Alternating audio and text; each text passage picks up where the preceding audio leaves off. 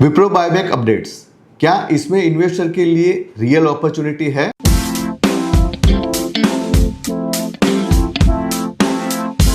Hello everyone, today we will discuss about Wipro's latest buyback announcement in simple and easy language. इस video में हम discuss करेंगे buyback details, buyback price और premium, acceptance ratio, profit calculation example और last में taxation impact on profit. सबसे पहले update समझते हैं।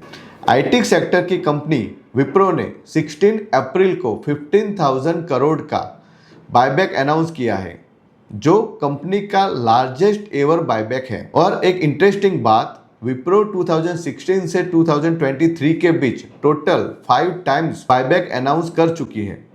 अब मैं नंबर से समझाता हूँ।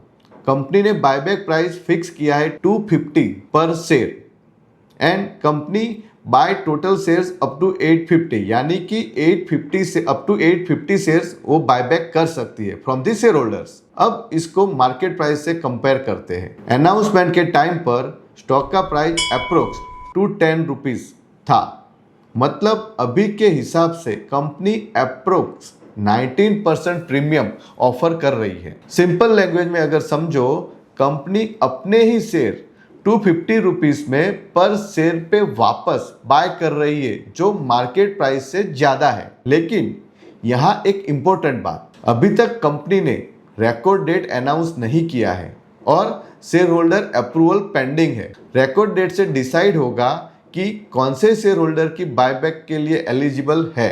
रिकॉर्ड डेट और बायबैक डील का फाइनल टाइमलाइन शेयर होल्डर की अप्रूवल मिलने के बाद कंफर्म होगा। अब एक प्रैक्टिकल एग्जांपल से समझते हैं।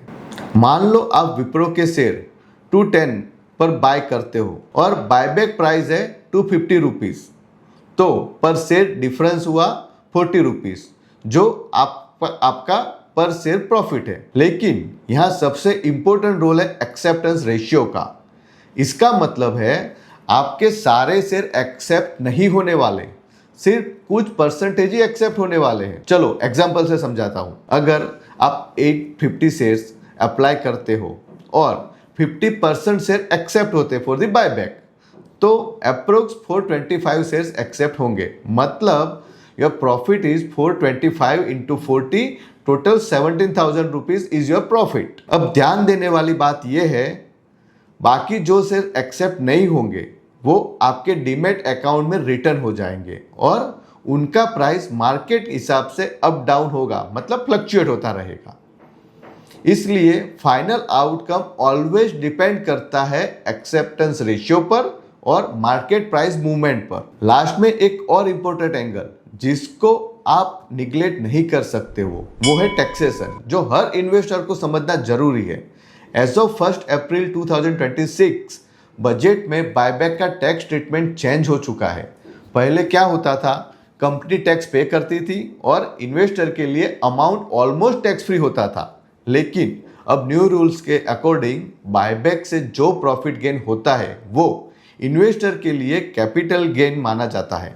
अगर holding period less than 1 year से कम है तो वो शॉर्ट टर्म कैपिटल गेन, और holding period greater than 1 year से ज़्यादा है तो वो लॉन्ग टर्म कैपिटल गेन के अंडर टैक्सेबल होगा।